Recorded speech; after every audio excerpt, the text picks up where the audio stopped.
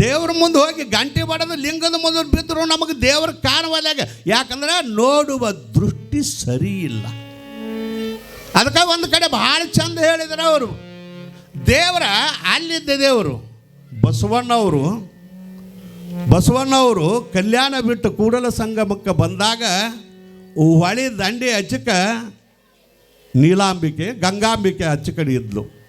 ಹಡಪದ ಅಪ್ಪನನ್ನು ಕಳಿಸಿರಾಕ್ಯನ ಅಲ್ಲಿ ಲಿಂಗೈಕಾಗೋದು ಬೇಡ, ಹಾಕಿ ಇಲ್ಲೇ ಬಂದು ಲಿಂಗ ಹೊಳೆ ಇಚ್ಚಕ್ಕೆ ನೀವು ಹೋಗಿರ್ಬೇಕು. ಕೂಡಲ ಸಂಗಮ ನೋಡಿದವ್ರಿಗೆ ಗೊತ್ತಿರ್ತೈತೆ.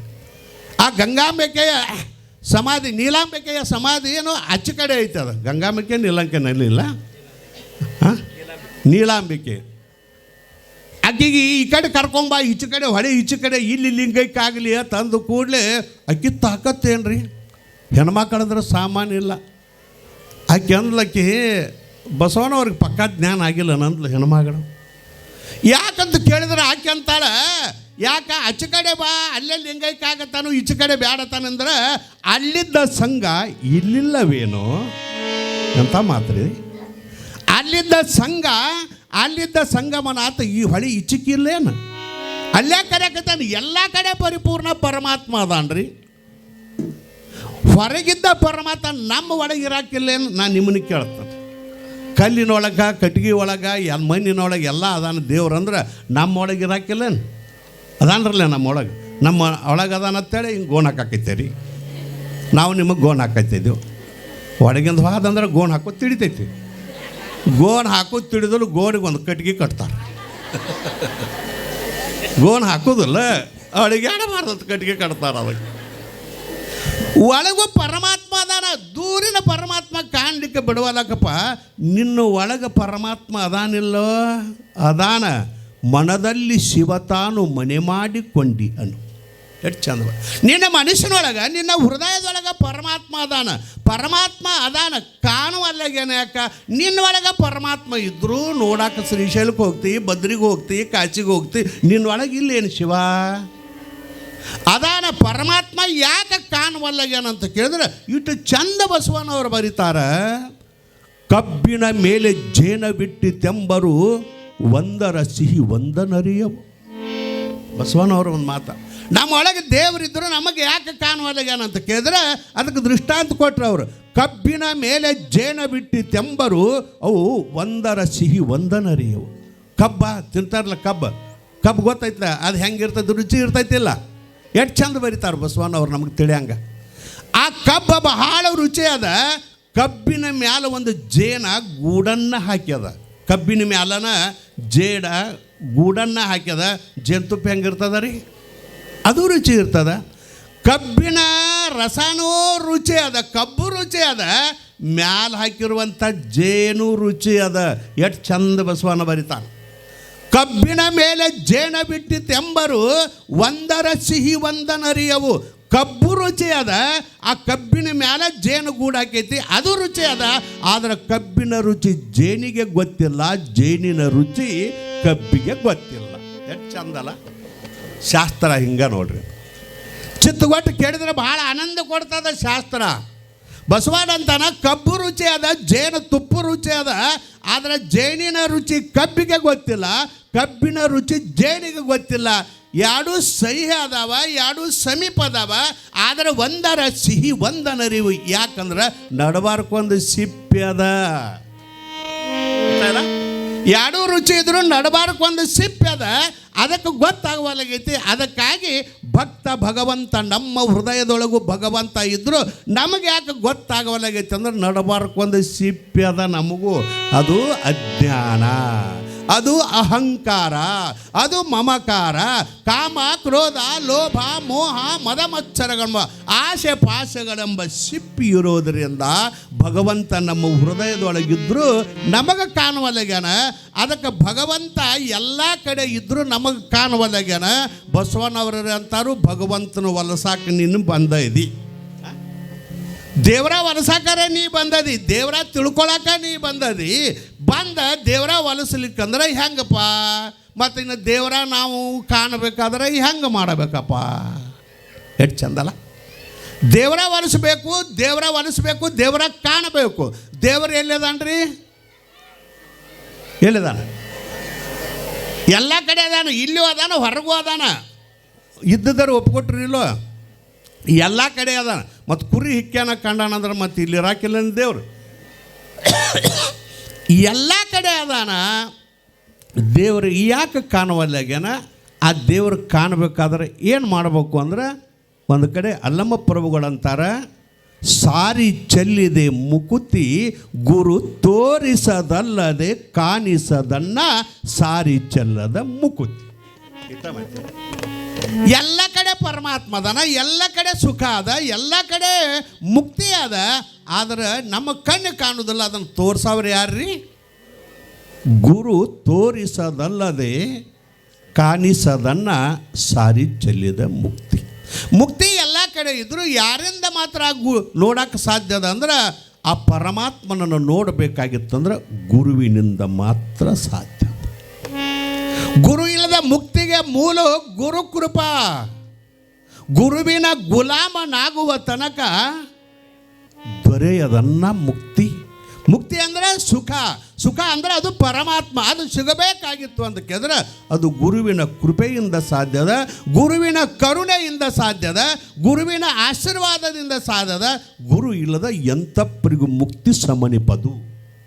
ಅದಕ್ಕೆ ಬಸವಣ್ಣ ಶಿವಪಥವರಿವಡೆ ಗುರುಪಥವೇ ಮೊದಲು. ಶಿವನನ್ನು ಕಾಣಬೇಕಾಗಿತ್ತಂದ್ರೆ ಮೊಟ್ಟ ಮೊದಲಿಗೆ ಗುರುವಿನ ಬೇಕು, ಗುರುನ ತೋರ್ಸಾವ. ಅದಕ್ಕಾಗಿ ಶಿವನಿಗಿಂತ ಗುರು ಬಹು ಶ್ರೇಷ್ಠ. ನೆನಪಿಟ್ಟುಕೋರಿದು, ಶಿವನಿಗಿಂತ ಗುರು ಬಹಳ ದೊಡ್ಡವ. ನ ಗುರೋರಧಿಕಂ ಶಾಸ್ತ್ರ ಹೇಳ್ತದ. ಜಗತ್ತಿನೊಳಗೆ ಗುರುವಿನಕ್ಕಿಂತ ದೊಡ್ಡ ವಸ್ತು ಯಾವುದೂ ಇಲ್ಲ.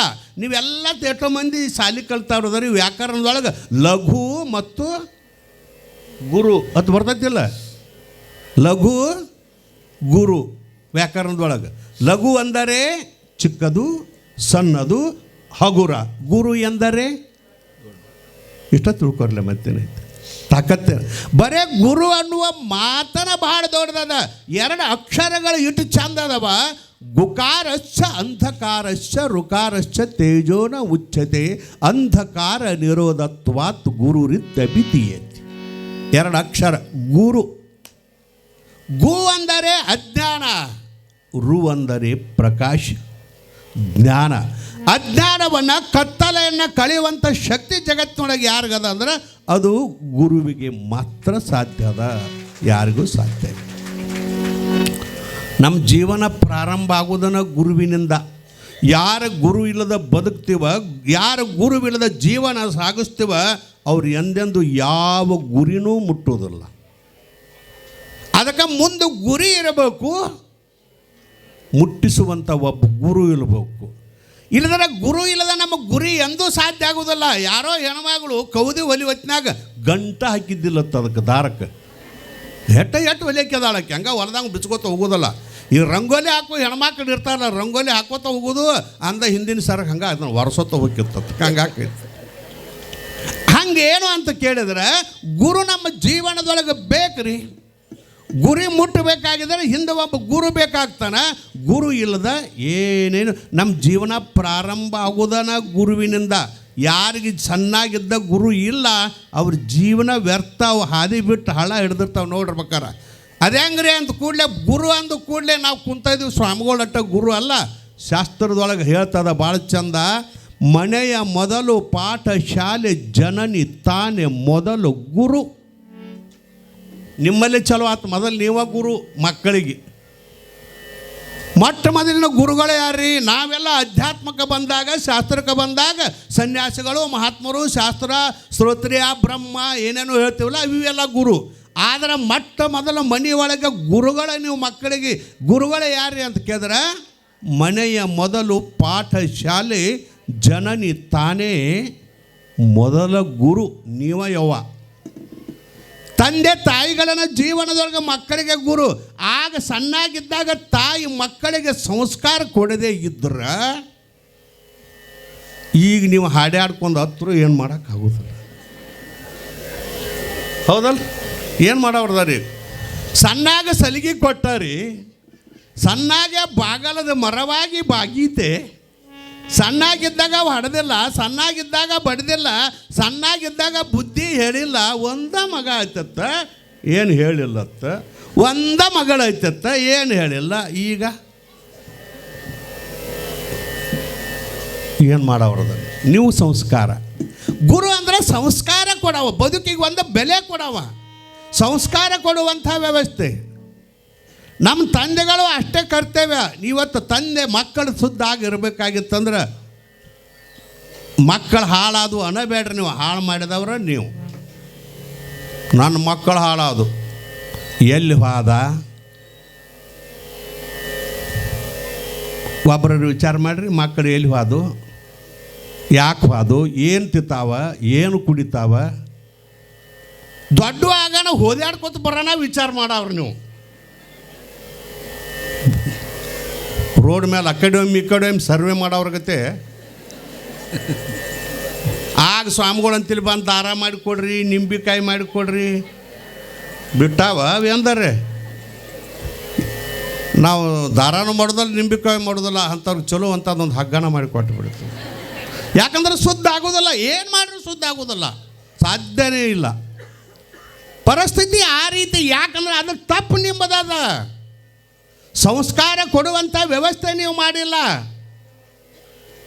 ಕೃಷ್ಣ ಪರಮಾತ್ಮನನ್ನು ಕೇಳಿಬಿಟ್ಲಕ್ಕೆ ಗಾಂಧಾರಿ ಕೇಳ್ತಾಳ, ನನ್ನ ಮಕ್ಕಳು ಯಾಕೆ ಹಿಂಗೆ ಮಾಡಿದಿ, ಪಾಂಡವ್ರಿಗೆ ಯಾಕೆ ಹಂಗೆ ಮಾಡಿದಿ,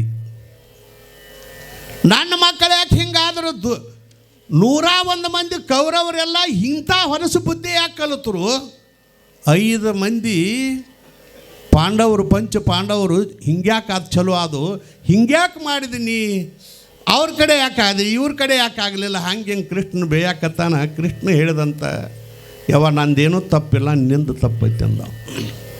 ನಂದೇನೂ ತಪ್ಪಿಲ್ಲ, ನಿಂದು ತಪ್ಪದ.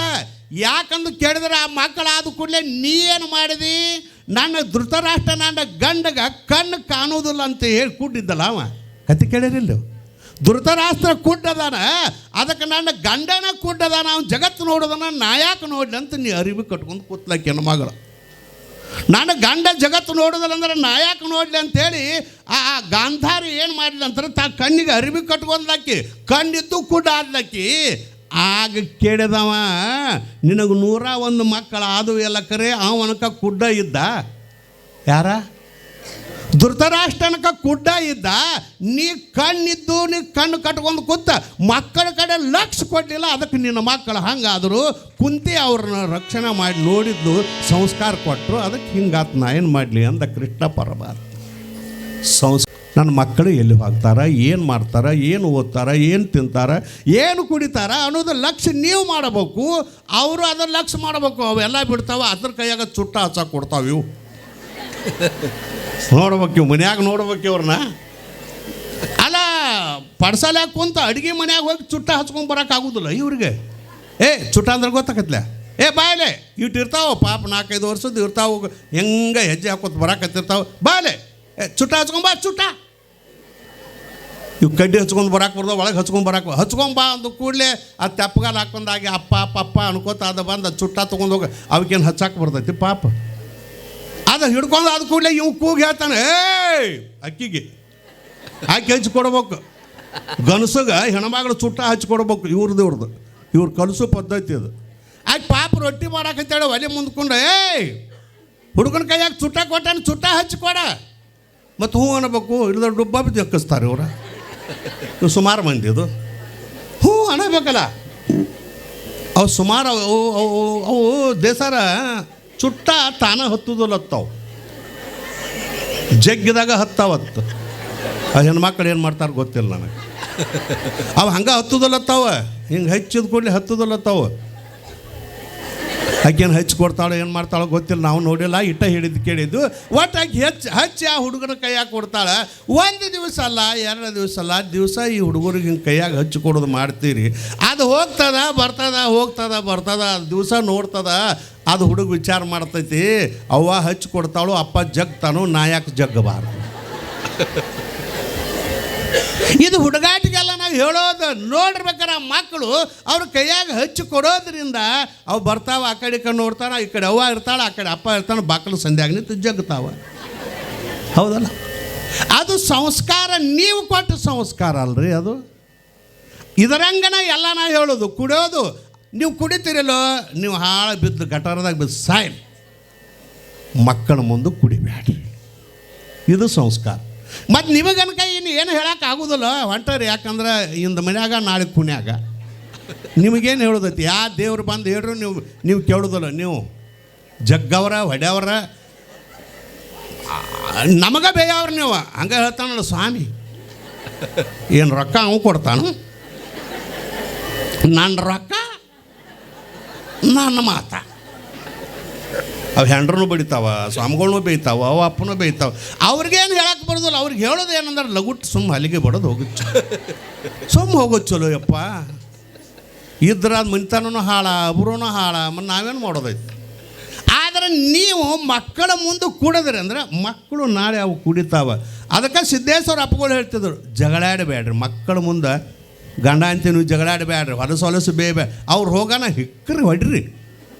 ಹೆಣ್ಮಕ್ಳು ನೀವು ಅವ್ರನ್ನ ಹೊಡ್ರಿ, ನಿಮ್ಮನ್ನು ಹೊಡ್ರಿ, ಬೇಡ ಅನ್ನೋದು ಯಾಕಂದ್ರೆ ಮಕ್ಕಳು ಮುಂದೆ ಇದನ್ನು ಮಾಡ್ರಿ ಅಂದ್ರೆ ಅವೆಲ್ಲ ನೀವು ಅವು ಅಲ್ರಿ. ತಾಯಿ ಗರ್ಭದಿಂದ ಬಂದ ಕೂಡಲೇ ಮಕ್ಕಳು ಏನಾರ ಕಲಿತು ಹುಟ್ಟಿರ್ತಾವನ, ಬಂದ ಮೇಲೆ ನಿಮ್ಮದನ್ನ ಕಲಿತಾವೆ. ಇದನ್ನು ನೆನ್ಪಿಟ್ಕೋರಿ. ಅವು ಕೆಟ್ಟ ಬೇಯ್ತಾವ ಅಂದ್ರೆ ನೀವು ಬೇದಾಡಿರ್ತೀರಿ, ಅದು ನಾವು ಬಾಯ್ಪಾಟ್ ಮಾಡ್ತಾವು. ಅವು ಎಲ್ಲರಿಗೂ ಬೇಯಕತ್ತಾವು.